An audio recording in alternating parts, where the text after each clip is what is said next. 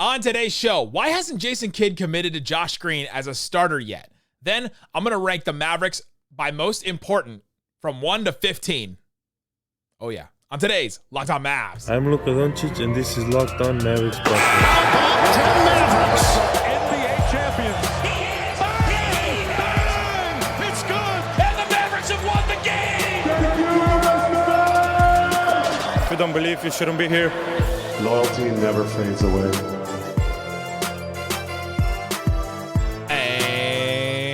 Welcome. You are locked on to the Dallas Mavericks. My name is Nick Angstadt, media member and NBA channel manager for the Locked On Podcast Network, your team every day. Thanks for being part of the show, making Locked On Mavs your first listen, where the best way you can help us grow the show is to listen every day and to comment anything below. Let us know in the comment section.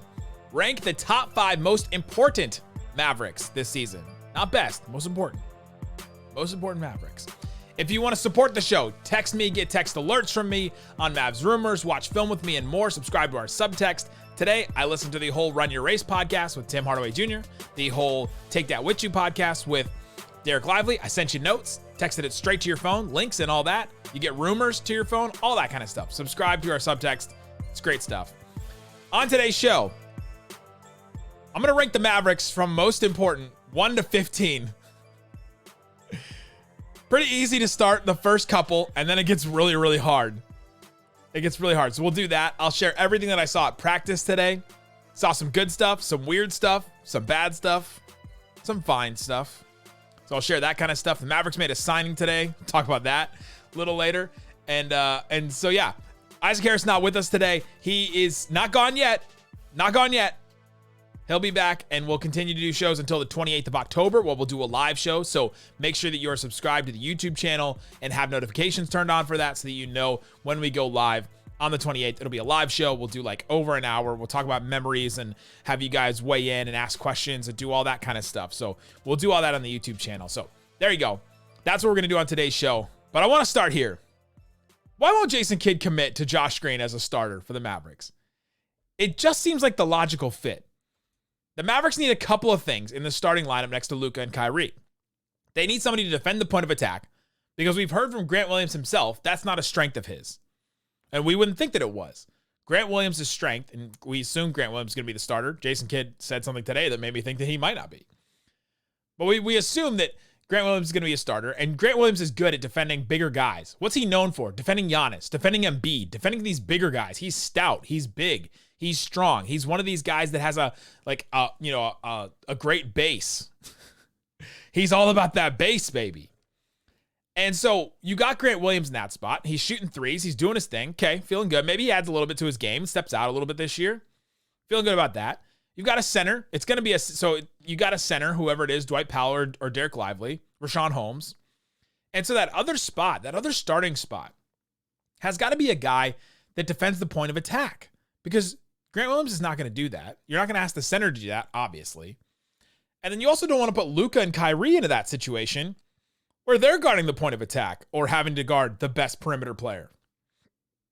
It just doesn't make any sense to do that. And so you've got to have somebody that can defend there. And Josh Green seems to be the most likely candidate. You also need somebody that can hit a three. Well, Josh Green improved his three-point shot. He's improved it each and every year. But last year he improved it to 40%. He went from 16% to 36% to 40% last year. That's great. Now, he only took like 2.8 a game, but he only played 25 minutes. So you're like, okay, well, he didn't take that many, but still, he was a capable three-point shooter last year. The other thing I think they need in that spot is they need somebody else to give them just a little something extra in the offense. A little creation, a little passing, a little bit more. Because I don't think you're going to ask Grant Williams to be that third option, that third heat on offense. The centers are just going to catch lobs and pass. That's it. They're just going to, that's what they're going to do. All three of them. That's all three what they do. You're not going to ask any of the centers on the Mavericks roster right now to do anything else but that. And so then you need a guy that can pass a little bit, that can shoot a little bit, that can attack the basket, that can attack a closeout. Well, who's doing that on this team? Nobody else checks all the boxes except Josh Green. Point of attack defender, adds a little bit more on the offense, hits a three. You go through them all. Tim Hardaway Jr. Okay, He'll hit a three. He'll add a little more to the offense. He's not going to defend that well. Okay, well, we already took him out with two. He got 1.5 of those. Derrick Jones Jr., his name's kind of been floated out there. Mark Stein had a report that the Mavericks are considering him. He started in the last preseason game against Real Madrid. But Derrick Jones Jr., he adds the defense. Great, feeling good about him. Point of attack, maybe a little iffy. He's a little bigger. He's got that obvious bounce. Hit a three. No, not going to do that. Add something extra to the offense. He's not going to attack.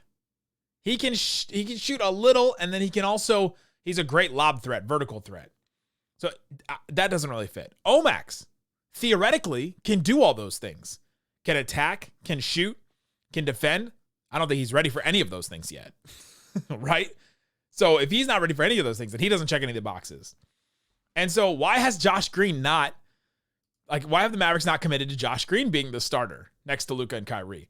Well, one of the answers is that Jason Kidd hasn't really committed to anybody in the starting lineup yet. How many starting jobs are solidified right now, or how many are up in the air? That are solidified. 2.5. And a half. A half doesn't sound very solid. No, it's solid. But no, I would say 3. And that's easy to guess the first 2. Pretty easy to guess the third one, too. Okay, then Well, it's only half of Grant Williams.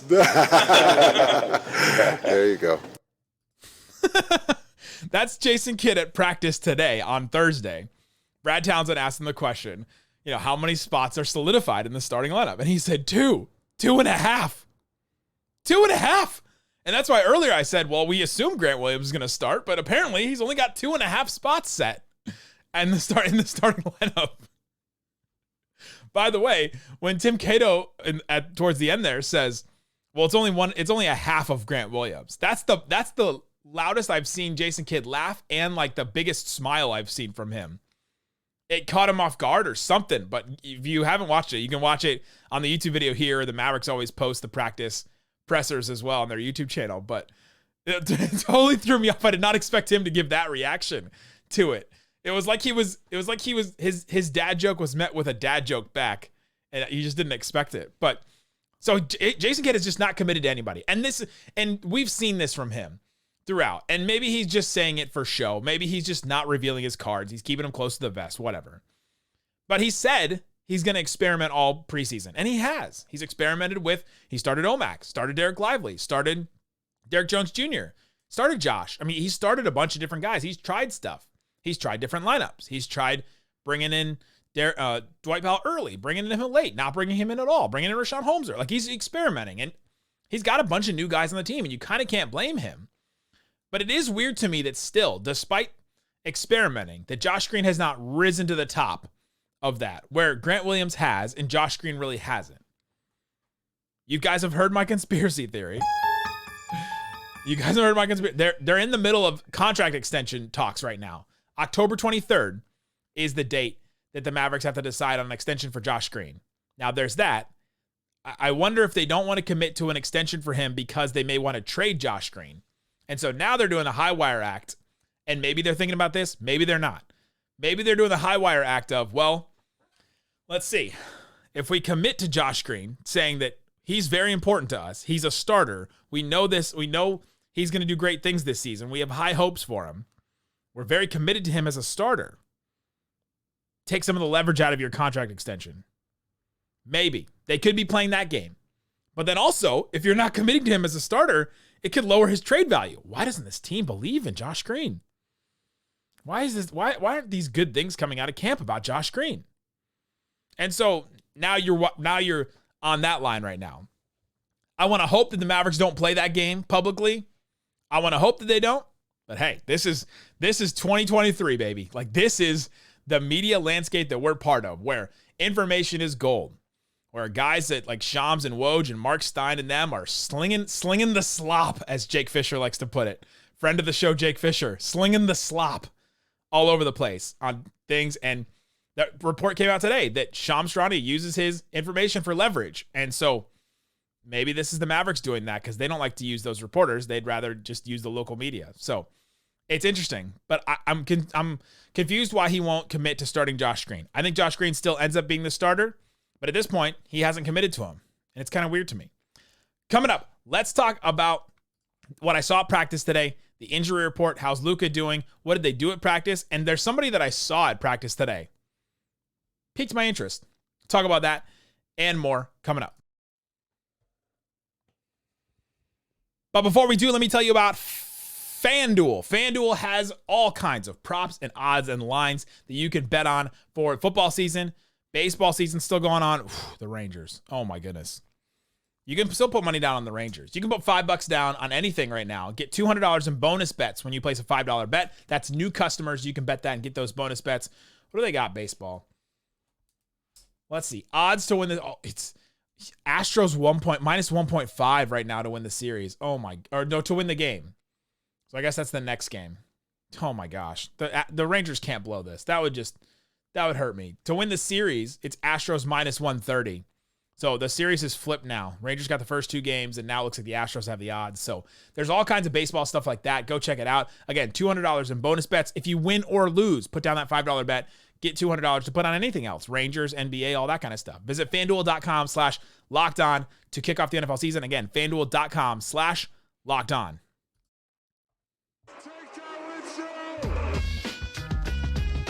Thanks, everybody, for hanging out with us on Locked On Mavs, being part of the show, part of the Raccoon Squad, listening every day. There's the ultimate Locked On season preview. It's here, a 6-episode series with all 30 of our Locked On NBA team shows, from contenders to tankers. We go in-depth on the biggest storylines heading into the season. It's really fun. We get like 5 or 6 Locked On hosts in a room. Their teams are all kind of dealing with similar things. We've got contenders in one, tankers in one. I was part of the What Are We group, where we talked to like the Nets and the Pelicans and the Grizzlies, and we're like, what are our teams? Like, what are we? So listen to that. One of the episodes is on the Locked On Mavs feed, wherever you listen to this. The other ones, go listen to Locked On NBA or wherever else, whatever other Locked On team you get. So the ultimate NBA season preview. All right, Isaac, let's get into what I saw at practice today. We walked into practice, and no one had shoes on. And they were all picking up yoga mats. So they did yoga today. Apparently they did yoga yesterday. It's something that I haven't heard of them do that before, but I think it's kind of cool to try to do some flexibility, do some yoga. They had a bunch of injuries last year, so hopefully this is helping them with some of that injury stuff. But I thought it was funny. Just walk in and nobody's wearing shoes, and they're all picking up mats. And it was like you go to like the rec center or the YMCA or something, and all of a sudden you go into the room and the class just ended. It was kind of like that, where everybody was walking out. So they were doing that. Luka did not participate. I'm not sure if he participated in the yoga session or not, but he did not participate in the practice because they actually did some actual practice. Jaden Hardy is still doubtful for Friday's game. We learned about that. He tweaked an ankle, and so he's doubtful for the game. We'll see what happens with him.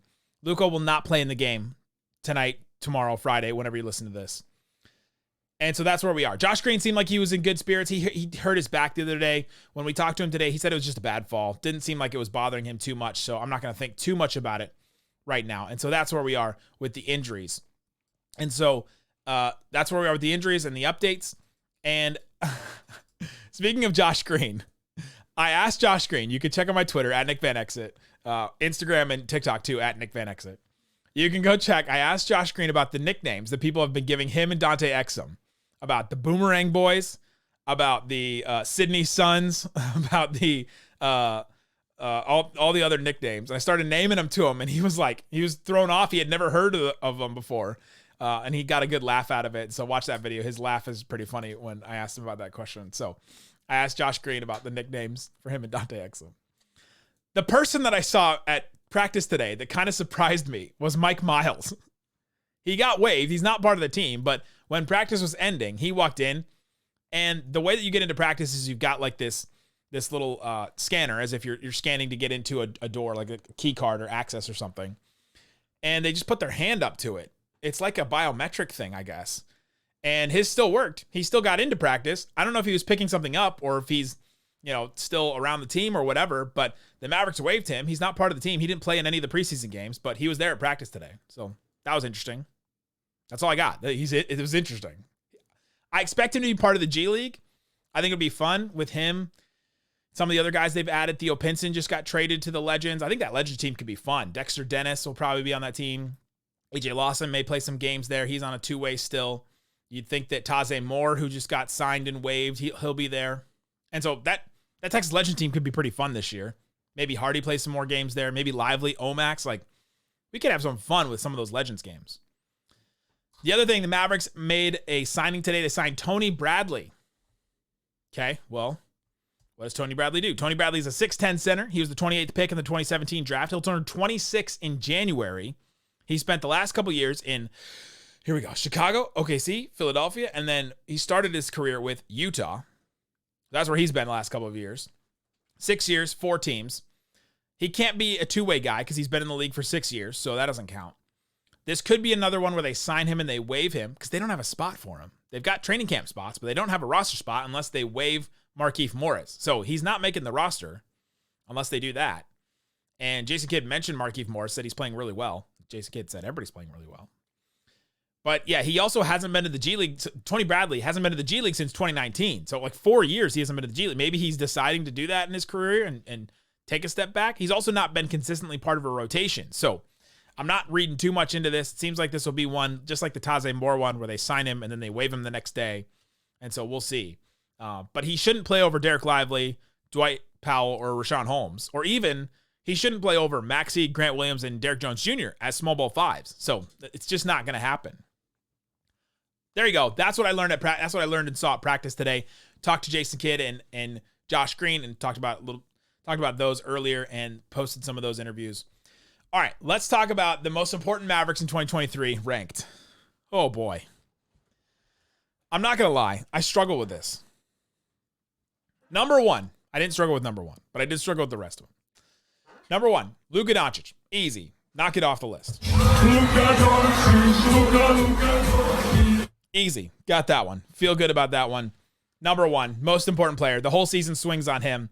His health, his, coming to camp in shape, his, play in the clutch, all that stuff depends on Luka. Number 1. Don't think I have to convince you on that one. Number 2, Kyrie Irving. It's great. It's great, dude. Dude, it's great. It's great. It's great, broski. Bro, name it. It's great.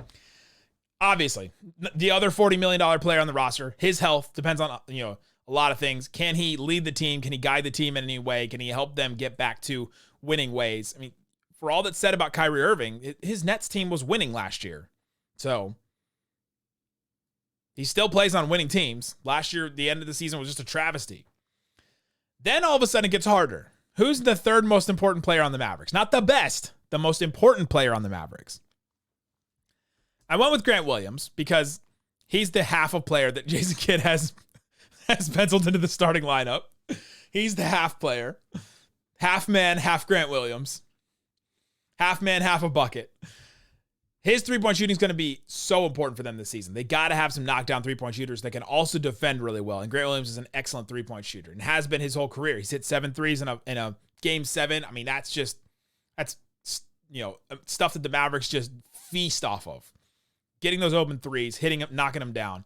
He also defends bigger guys. We've talked about this all summer and all offseason. Why Grant Williams is so important is the Mavericks haven't had one of these guys to defend like your Aaron Gordons or your LeBrons. Like, who's been guarding LeBron for the Mavericks towards the end of last season? It was Josh or Reggie Bullock.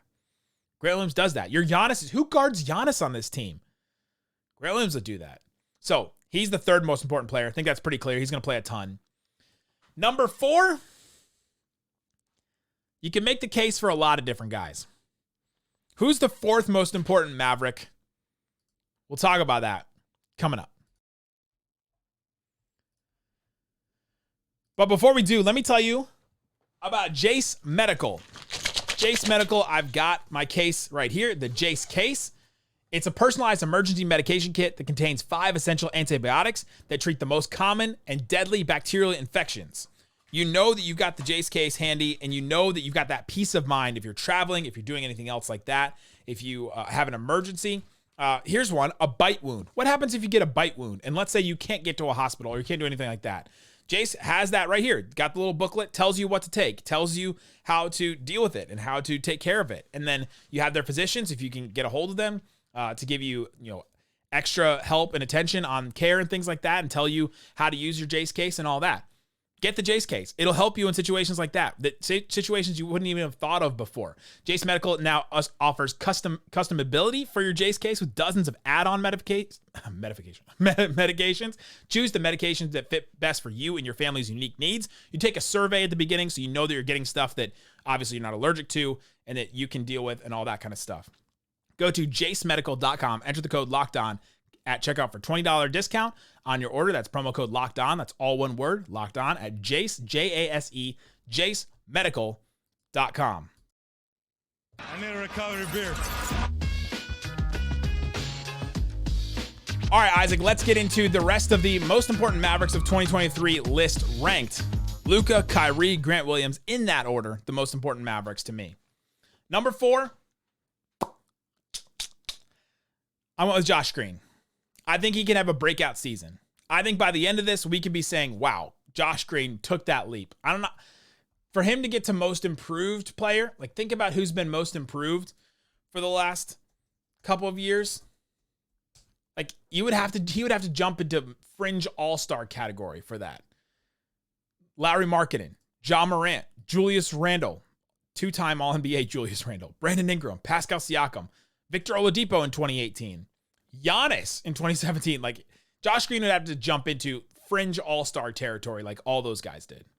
So I don't think he's getting most improved. That would just be insane. But if he did, hey man, now you're talking. Because now you got Luka, Kyrie, feeling good about Grant Williams as a high-end role player, and then Josh Green, who jumped into this category. So if he can do that, I think his leap and I think his ability to break out could really help the Mavericks and push them forward. Plus, he does all the things that I mentioned at the top of the show that the Mavericks really need. Josh Green, 4th most important Maverick. I think he'll play a lot this season. 5th, I went with Maxi Kleber. I hear you. Derek Lively's important. I think some of the other shooters are important. The wings are important. You've got to bring defense, obviously. Who's going to close games? Who's closing games again for the Mavericks? You want the rookie center closing games? You want Dwight Powell closing games? Do you want small ball with Grant Williams at 5 and somebody else at the wing, Tim Hardaway in, and play really small? Derek Jones Jr.? You playing Omax? You going small with Seth Curry? I think it's Maxi Kleber because I think he plays the 5 at the end of games again, and I think the Mavericks play well doing that. And I think him and Grant Williams are going to be better than playing small with Maxi Kleber and Reggie Bullock. Right? That's the switch from the end of last season to this season now. Plus, Maxi's three-point shooting. He didn't play overseas this offseason, so he's come back from injury and all that. I think Maxi's going to have a pretty decent season. I think he's the 5th most important Maverick this season because of his ability to shoot the 3, space the floor. Like with Derek Lively, you're not getting spacing. Dwight Powell, you're not getting spacing. Rashawn Holmes, you're not getting spacing. With Maxi, you get the spacing, and that's what the Mavericks offense thrives off of. Every NBA offense thrives off of that spacing. So I think it's Maxi. You can debate me in the comments. Tell me I'm wrong. I think he's the 5th most important Maverick. 6, I went with Derek Lively. That's when I went with Lively because kind of like Josh Green, his ability to rise to the moment, and if he is good right away, if he's Walker Kessler in his first year, game changer. Changes everything for the Mavericks. So he becomes one of the most important Mavericks for sure. Still, though, I started with him at 4. When I first did this list, my first rough draft, it just initial instinct. Who's most important? I went Lively at 4. And then I sat back and I went, all right, well, okay, hold up. You love Lively. I'm talking to myself right here. You love Lively. You listened to the interview with Mark Followill today where he was talking about the reason why he picked Duke was because it was the harder path for him. He said, what's going to put the biggest target on my back? To go to Duke and to play at Duke. And I always choose the harder path. To me, that informs so much about a person and a player that he went and was like, I could have chosen to play at, some other school where I'm going to play every minute and I'll get every touch and I'll get a bunch of 3-point shots to work on that part of my game. Like I'll do all this. The coach will kiss my ass and all that. And instead he went to Duke and was like, I'm going to try and prove myself in front of everybody. And he said it wasn't hard. And he said it was hard at the beginning of the season because he didn't have a great start to the year. He was getting called a bust and all that stuff, and he didn't back down from it. He stepped up to the plate. And I love that about Derek Lively, but you can't let your feelings Luke, don't let your feelings get in the way of what you need to do. And so I put Derek Lively 6th because he's still a rookie. He's going to make these mistakes. Yes, he's important to the Mavericks, but in the biggest, most important moments of the game, the closing, the big moment, the big runs, is Derek Lively going to be part of them? When Jason Kidd decides who's going to be out there in a super important stretch or a moment, the Mavericks are down 20 late in the third quarter. Is Derek Lively going to be out there? Maybe I want him out there. I don't think Jason Kidd's going to put him out there. And I think it's going to be Maxey instead or Dwight Powell instead. But I still think Derek Lively's important, so I put him 6th. 7, I put Dwight Powell because Derek Lively's going to get in foul trouble. It's just going to happen. He's going to make mistakes. It's going to happen. He's a center in today's NBA. It's going to happen. He's also a rookie center in today's NBA. A young rookie center in today's NBA. How many more times can I couch it? So Dwight Powell's going to still play. I think he's still important for the Mavericks. He may end up being the starting center. Jason Kidd told us that there's only 2.5 Mavericks that are solidified in their starting spots. So Derek Lively is not one of those. So Dwight could still be the starting center. So he's 7th. He's 7th on my list. Most important. Number 8, I went with Dante Exum. I'm on the Exum estate. Give me some real estate in the Exum estate. Give me a room. Book me a room. Overnight, I'm staying a week. Dante Exum, I think, could be a bounce back player where I think his size, his ability to handle the ball, to be the third ball handler, I think he could be like the 6th man for the Mavericks, where we hoped it would be Jaden. We kind of expected it to be Tim. I think it could be Exum. Because when Luka goes out or Kyrie goes out, you need somebody else to handle the ball. And I think that's going to be Dante Exum. I'm high on him. I'm high on him this year coming back. I hope his three-point shot is good. That's going to be a key to him being good this year. So I put Dante Exum 8. The rest were pretty hard. 9, I put Derek Jones Jr. So 9 is like your end of the rotation. You need somebody else to come in. I think Derek Jones Jr.'s defense, his vertical threat, and his ability to get out and transition and run. The Mavericks want to run. They've talked about that a lot this week. They want to push the ball. They want to get out and run. And Derek Jones Jr. represents that. Like, I think he's more important than Tim in that sense. Because the Mavericks need to add defenders to these lineups to make them better.